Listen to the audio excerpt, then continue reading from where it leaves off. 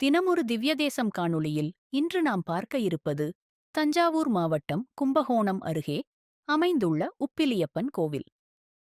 தென்திருப்பதி என்றும் அழைக்கப்படும் இத்தலம் 13வது திவ்யதேசமாக போற்றப்படுகிறது. திருமாலின் இதயத்தில் குடியிருக்க வேண்டிய பூமாதேவியின் ஆசைக்கிணங்க பூலோகத்தில் ஒரு மார்க்கண்டேய மகரிஷியின் மகளாக துளசி என்ற பெயருடன் அவதரித்தாள்.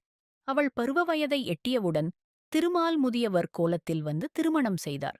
வந்திருப்பது திருமால் என்பதை அறியாமல் மார்க்கண்டேய மகரிஷி தன் மகளுக்கு உப்பிட்டு சமைக்க தெரியாது என்று தெரிவித்ததால் இத்தலத்து இறைவனுக்கு உப்பின்றியே நைவேத்தியம் செய்யப்படுகிறது. துளசி தேவியும் அவரது மார்பில் துளசி மாலையாக நிரந்தரமாக தங்கினார். இதனால் அனைத்து பெருமாள் கோயில்களிலும் பெருமாளுக்கு துளசி மாலை அணிவிக்கப்படுகிறது.